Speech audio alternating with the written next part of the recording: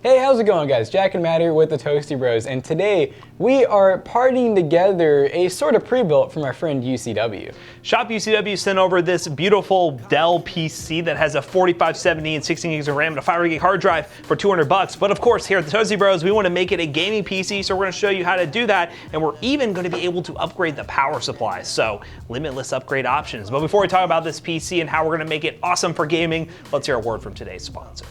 Today's video is brought to you by Team Group and their Delta RGB RAM, featuring absolutely beautiful RGB, capacities from 8 gigabytes up to 32 gigabytes with a lifetime warranty, and an absolutely great price that makes it our go-to RAM for a majority of our budget gaming PC builds here on the channel. Team Group is also hosting a back-to-school giveaway where you have a chance to win some Vulkan Z RAM, a Vulkan SSD, or a PD400 portable SSD. Check the link down below to learn more about the awesome Delta RGB RAM and also to enter this giveaway, which is going to be ending September 22nd. Special thanks again to Team Group for sponsoring today's video. Now let's get into the video, shall we? So once again, thanks to UCW for sending this PC over. We always like checking out this super cheap pre-builts, and there's even some gaming options already on the site if you look at the right time. Now this is a Dell Precision Tower. It's very similar to like a Dell Optiplex, but it's designed mainly for workstation tasks. I mean, the Optiplexes are kind of the same thing. They're more office PCs, but this is an older tower, has a 4th Gen i5, 16 gigs of RAM, but the reason we like these so much is it's pretty easy to slap in a graphics card. Only downside, which we'll talk about here in a second, is the fact that it uses a proprietary connector for the 24 pin, which we remedied with this power connector that UCW actually sent over. Once again, links in the description down below will be affiliate links to everything in this video, but we're going to show you exactly how to upgrade this thing with a graphics card and then show you how it games. So let's just do it. All right, so we're going to go ahead and open this build up. Now, one thing I do want to...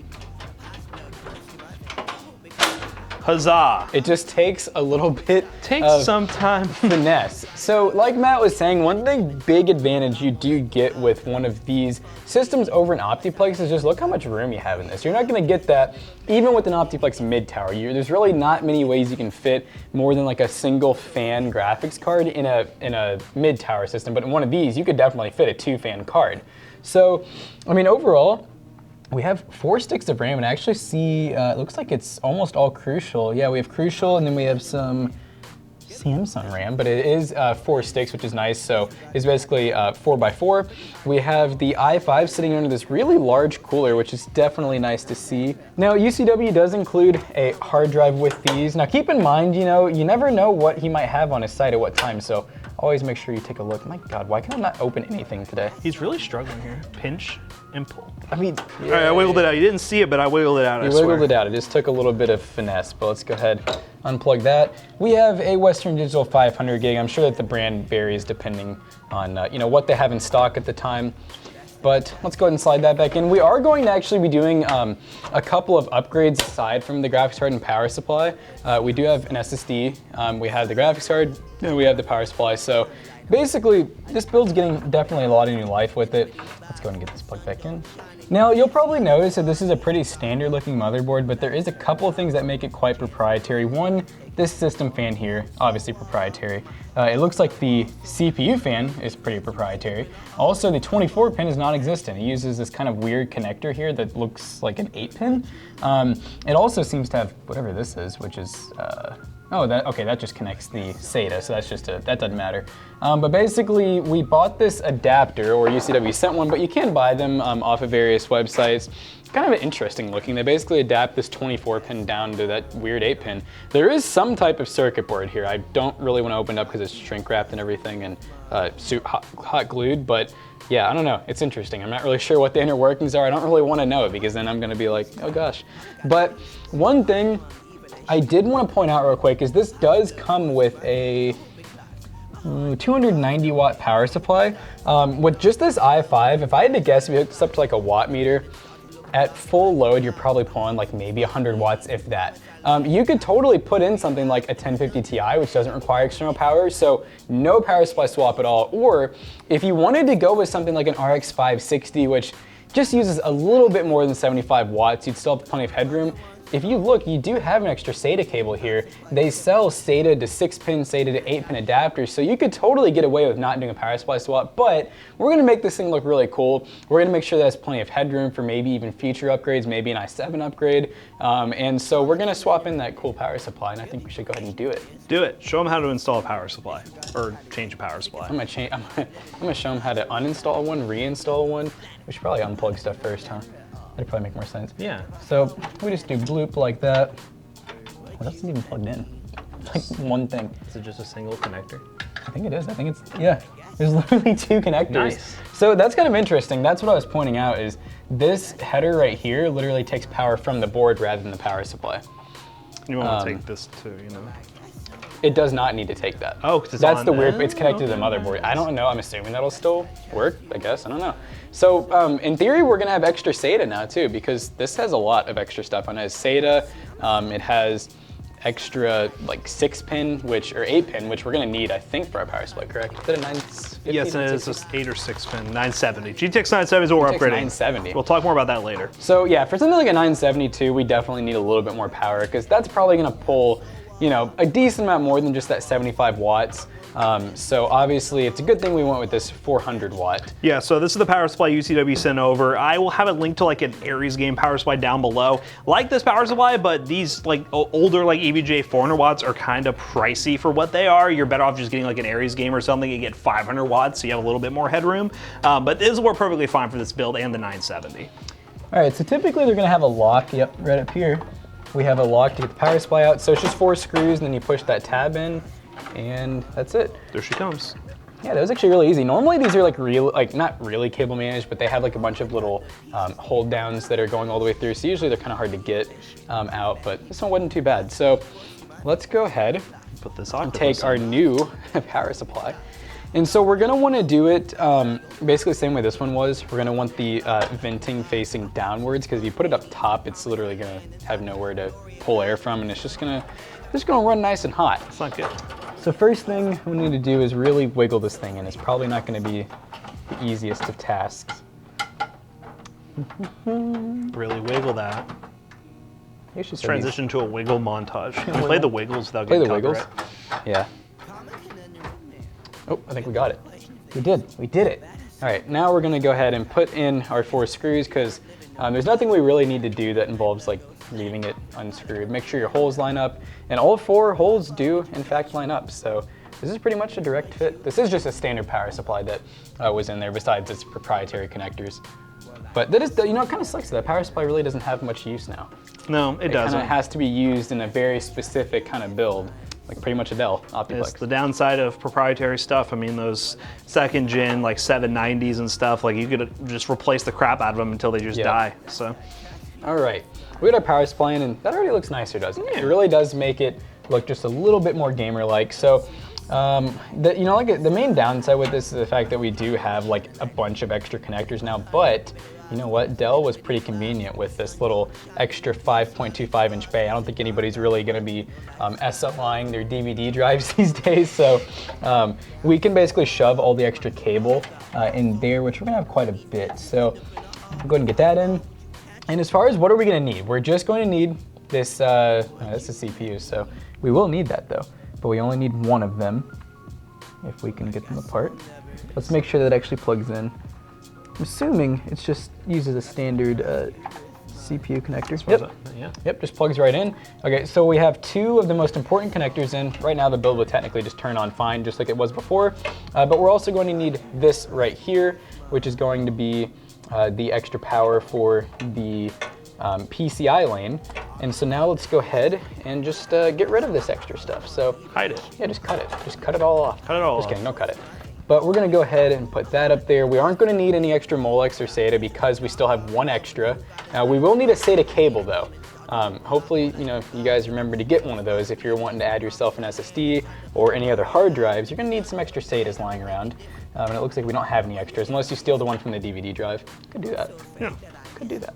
All right, so shove the rest of those cables up there, then I will install the graphics card, and then we'll... Actually, you're I was gonna do thinking it? I'll do it. No, you're gonna do it? No, No. I'm not gonna do it. I don't know how. You didn't know how to do that. Matt's I've never done it before. Matt's a pro graphics card installer. Yep, I am. He's installed more graphics cards than, I don't know, what's a good comparison? Help me out here. What have you installed more graphics cards in? Then iBuyPower has built PCs. Holy shit, that's bold. That's I like bold. that. All right, and we'll come back through once Matt finishes the power supply, no, the graphics card, the graphics card installation, because we got to get this on. I'll come back through and I'm gonna actually cable manage this because I think we can actually make this build look pretty nice.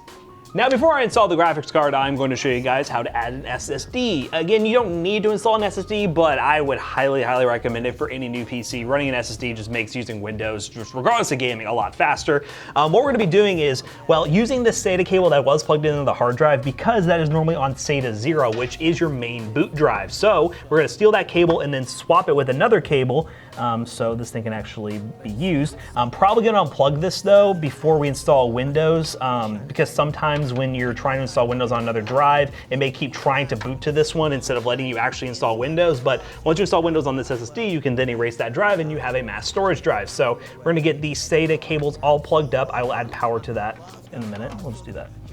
There you go, easy peasy lemon squeezy. I watched you do that and I was like, I don't know, yeah, man. probably should do this first. So add the SATA power here to this. This is gonna, let me cable manage this. Yeah, so then you can kind of shove it into that bay. Yes. And you could totally screw this down, maybe to like one of these spots here if you just remove the caddy, but honestly, this just works so easily. It's an SSD, no moving parts. It works perfectly fine, just kind of sitting there. Just don't shake your PC around. Even if you did, it probably would be fine. But everything's plugged up now. We got power on both the SSD and the hard drive. SATA cables on both the hard drive and the SSD, so we're good there. Just kind of tuck this cable out of the way so it's not like totally there. Hey man, I'll manage it, don't worry. And he'll manage it, he'll deal with that. But I'm gonna get the graphics card installed, which as I mentioned, is a GTX 970. Now I went for this little cute one because I wasn't totally sure what size like case we'd actually have here, but we have plenty of room for a full-size one if you really wanted to. But hey, mini card, just ample room. So we're gonna go ahead and install this thing. It's very straightforward. What you're going to do is you see this little tab right here. This is how you open up the PCI slots right here, and all of them just come flying out like that. It's so great. So what we're gonna do is install the graphics card in the topmost slot, the blue slot, so you get the full 16x capabilities. We're going to see which ones we actually need. It's going to be the top two. So the top two have already fallen off, so that's great. And they all just fallen off. They all have fallen off. So just so this looks decent, we're going to try. This kind of takes a little bit of finessing, guys. You gotta get used to this because this happens a lot where they just fall out. So you're going to have to get that slide back in there. Gonna have to.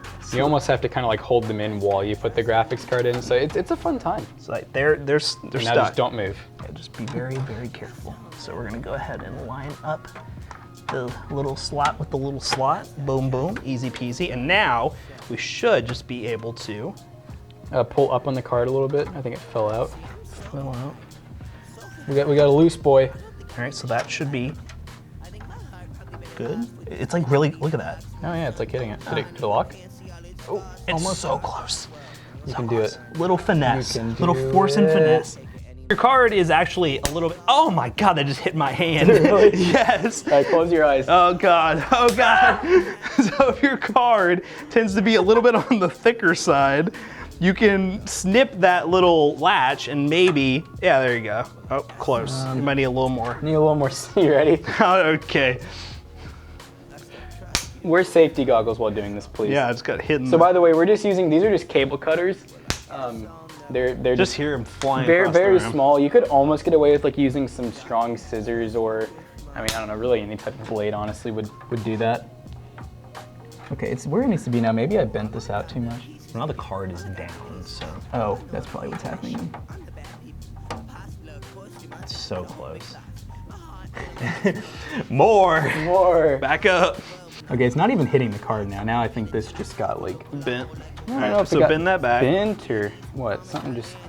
Oh, that latched. We got it. We did it. Nice. Look at that. It actually clears the card. It's not sitting on it. And man, that card is storty. You know, since you're already there, just plug it in. I was just saying, I was like, do you want to switch or you want to? Just plug it in, then do your cable management. All right, so we have an 8-pin is what this requires. Remember, every card's different. You know, don't treat them all the same. Not really a ton we can do with this one, but let's just grab a couple zippy-doo-dah-day tab real quick.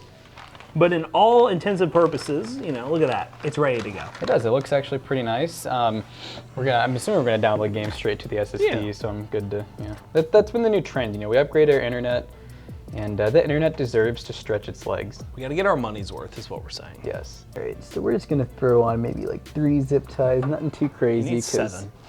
You know, one thing you gotta remember about this build is there's no see-through side panel, so. Where's the custom sleeve cables? Dude, you're right. Wouldn't that be something? Is that the next thing we need to do? Do we do like a full modded one where we do like a, like cut the side panel, then do custom cables on like an Optiplex? I actually have wanted to do the thing where we cut the side panel. I think we could do so much better than that one freaking person on on the farmer's market did. The farmer's market. But wow, that's actually not too shabby, right? I mean, Yeah. And as long as it works, which I don't see why it wouldn't, we're gonna get Windows installed, play some games on it, and then just come back here and recap this $450 little gaming rig that actually is $450 in 2021. So. And this is, I mean, yeah, it'll be fun to see how it does in benchmarks, because we recently did one that, what, was that a 972?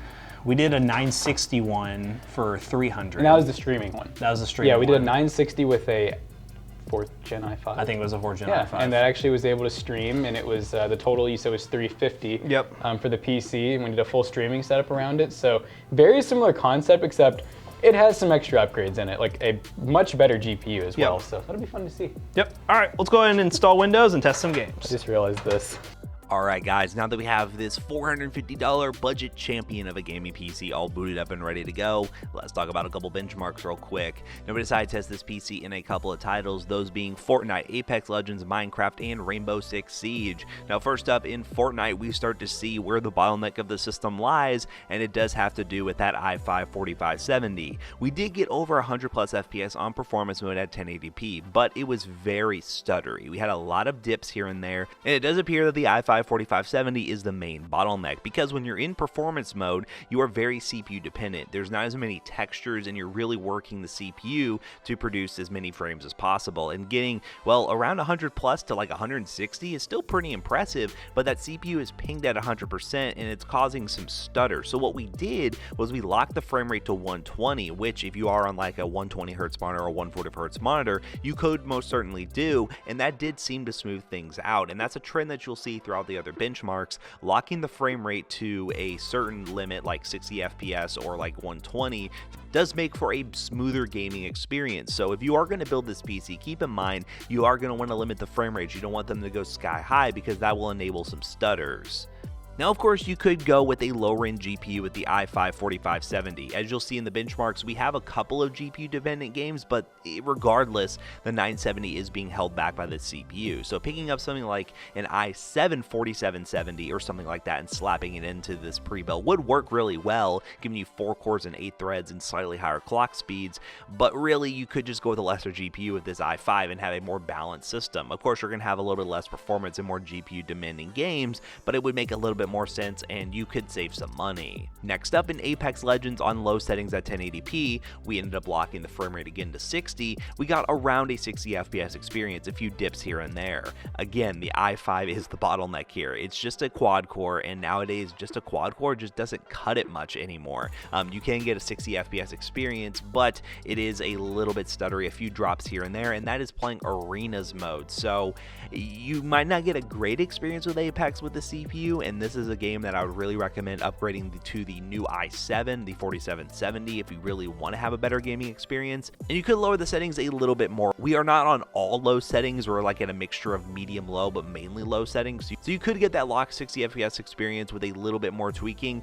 But yeah, it's still not an amazing experience, but it is still very playable, and does go to show if you're playing games like Fortnite, Apex, Rocket League, Rainbow Six Siege, which we'll talk about here in a minute, Valorant, League of Legends, this little PC would be perfectly fine for that. And next up, in Minecraft, which is a game you all like to see on the really budget PCs, because a lot of people want to play Minecraft on a budget, on a mixture of like mixed settings. You'll see some of the settings here on the screen here. We did get over 100 FPS, but we did have a lot of stutter loading into the game, because once again, the i5 is holding back the system. Minecraft is definitely playable once everything loads in, but you just got to be a little bit patient, and in this market, patience is, well, something you're just going to have to deal with if you want to only spend $450 for a gaming PC.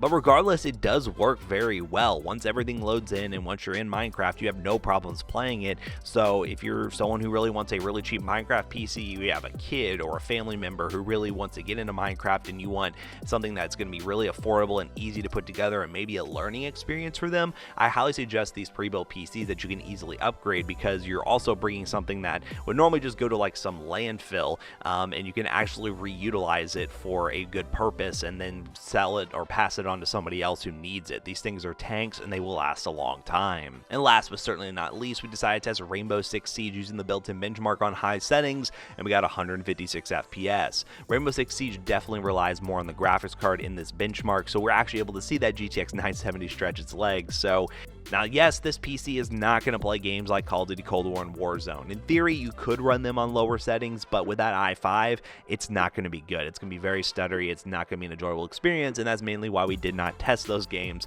The higher-end AAA titles are pretty much off the table with these PCs, but if you really want to optimize the settings a little bit, you could, in theory, get a gaming experience, but it really won't be a good one. So overall, I'm very happy with this PC build for the money. Again, there are some things you could do to this to make it better, but for the most part, it's a $450 rig. It does a really good job at being a $450 PC. If you want to buy anything from today's videos, links in the description down below. How we're going to bring Jackson back in here to wrap this video up real quick.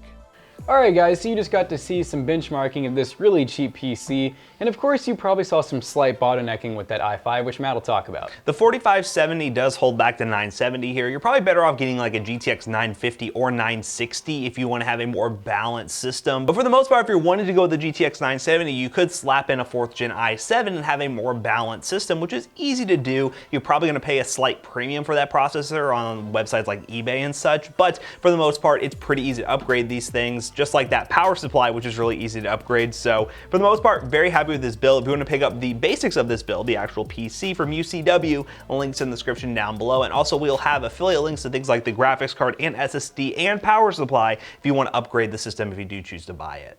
So I appreciate you guys watching today's video. If you liked it, make sure you check out our other two YouTube channels and also our twitch.tv/toastybros. And don't forget to like, comment, and subscribe. And we'll see you guys in the next one. Goodbye. And if you like picking up PCs that are like this, that are already ready to go with the graphics card and any other upgrades, we recommend checking out our PC selling business. PCBros.tech, link in the description down below. We sell office PCs like this and also full-fledged gaming rigs with RGB and all that sort of fun stuff. So definitely check out our website every single day. See you guys later. Goodbye.